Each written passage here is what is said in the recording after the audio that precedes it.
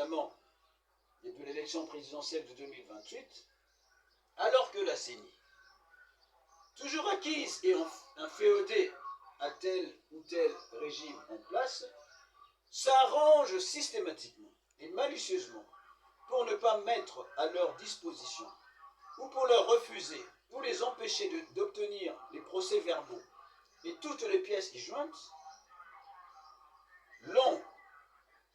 la Cour constitutionnelle, ça veut dire, élève déjà la voix pour empêcher préalablement aux justiciables victimes de toutes ces fraudes électorales combinées d'apporter les preuves des procès-verbaux et les pièces probantes y jointes, alors que l'article 71, premier et sixième alinéa de la loi électorale dispose respectivement que la commission électorale indépendante reçoit les résultats consolidés de tous les centres de compilation par le secrétaire exécutif, l'article le premier alinéa, et que les procès-verbaux ainsi que les pièces jointes sont transmis par la CENI à la Cour constitutionnelle, à la Cour administrative d'appel, au tribunal administratif du ressort, selon le cas.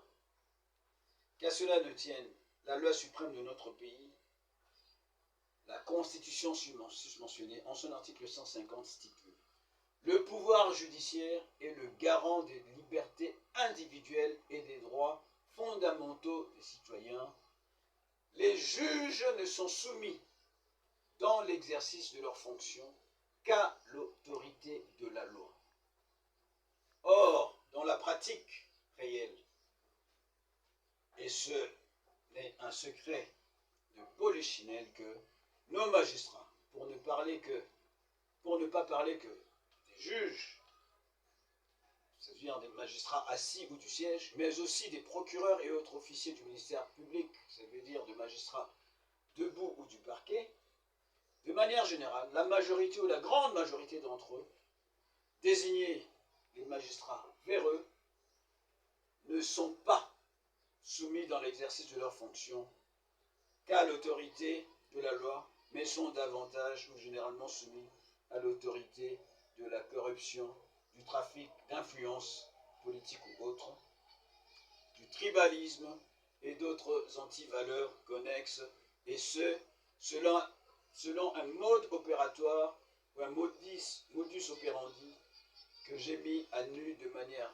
exhaustive dans les 50 premières pages de mon nouveau livre ou ouvrage Justice corrompue, volume 3, lui référé ci-dessus. Et ce, alors que la justice de notre pays, au vu et au su de tous, est foncièrement et systémiquement corrompue, tribalisée, politisée, inféodée, sélective, partielle, théâtrale, dolosive, injuste et non indépendante. Qu'entend-on, que n'attend-on pas tous ces derniers temps de la bouche des différents candidats malheureux et autres douteux? Nazali koluka mbongo, peko bongisa mbongo, pona kende na CENI. Traduction: je cherche et je prépare l'argent pour aller à la CENI. Nazali koluka peko bongisa mbongo, pona kende na Cour constitutionnelle. Traduction: je cherche et je prépare l'argent pour aller à la Cour constitutionnelle. N'est-ce pas ce qu'on entend ces derniers temps de la bouche de différents candidats? Je dénonce et je démontre tout cela dans mon tout nouveau et troisième ouvrage, Justice corrompue, volume 3,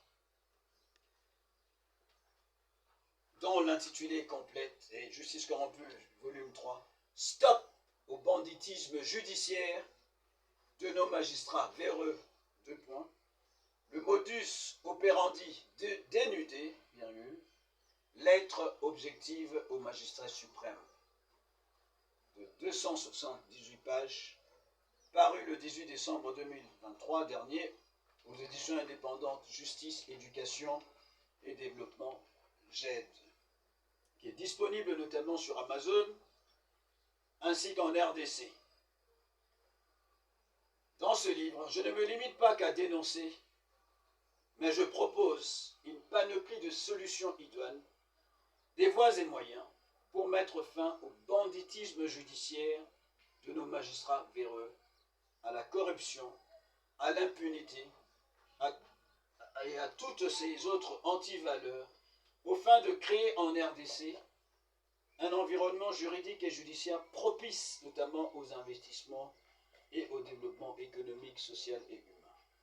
À ces fins, sous réserve d'obtenir les financements nécessaires sous forme de parrainage, sponsoring sollicité ici et là, mais encore sans succès jusqu'à ce jour, y compris notamment de la part de la présidente de la République, ce livre, Justice corrompue, volume 3, Stop au banditisme judiciaire de nos magistrats véreux, devrait en principe pouvoir être distribué gratuitement, notamment dans toutes les universités à travers la République, au sein de l'ensemble de la magistrature, des agents de l'ordre judiciaire, des institutions civiles et militaires et des pouvoirs législatifs, exécutifs et judiciaires de la République. D'ailleurs, vous-même aussi, Monsieur le Président de la République, candidat à votre propre succession et président proclamé élu, que j'ai d'ailleurs cité à plusieurs reprises à ces égards dans les 10 ouvrages ou livres, et de manière exhaustive, n'avez-vous pas sans cesse dénoncé de la même manière, vous-même aussi, la justice, le pouvoir judiciaire et le système judiciaire de notre pays depuis votre accession à la magistrature suprême le 24 janvier 2019, tout comme avant cela, c'est-à-dire durant vos très longues années de lutte dans l'opposition politique. Les extraits de vos diverses et successives déclarations et dénonciations sont plus qu'abondants dans mon ouvrage concerné, notamment, je vous cite, 1. Il y a quelque chose que je n'avais jamais soupçonné avant d'arriver au pouvoir dans ce pays. C'est l'ampleur de la corruption. Vous n'avez aucune idée de ce qui est fait dans ce pays. C'est pire même que d'avoir volé et tué une personne. C'est devenu un système, la corruption. Vous ne pouvez pas imaginer que les êtres humains puissent aussi être méchants à ce point. La corruption continue d'exister, même dans le milieu de la justice censée combattre ce fléau. Félix Tshisekedi, le 3 juillet 2021. 2. Je vous cite.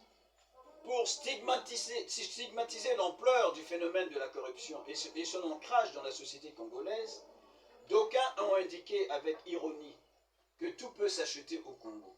Une décision judiciaire, un titre universitaire, un diplôme scolaire, une carte d'identité, un emploi, un permis de conduire, un passeport, une nomination politique, une promotion administrative, un titre foncier, un certificat de naissance, une attestation de bonne vie et mœurs.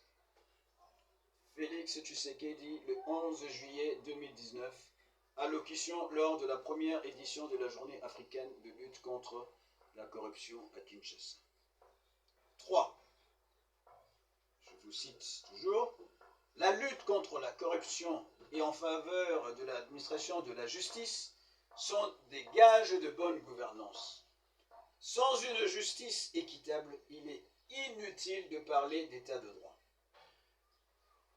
Il ne faut pas oublier que nous avons affaire à des Congolais, ça veut dire des magistrats congolais, qui ont vécu au Congo, qui ont aussi été victimes et peut-être acteurs de cette corruption, qui est devenue une seconde nature en quelque sorte au Congo. Même à l'extérieur du pays, on trouve des gens à l'esprit corrompu aussi. Donc, ce n'est pas facile.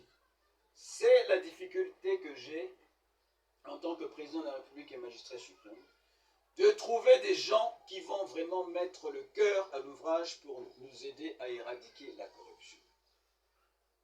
Fin de citation. Félix Tshisekedi, le 24 septembre 2021. 4.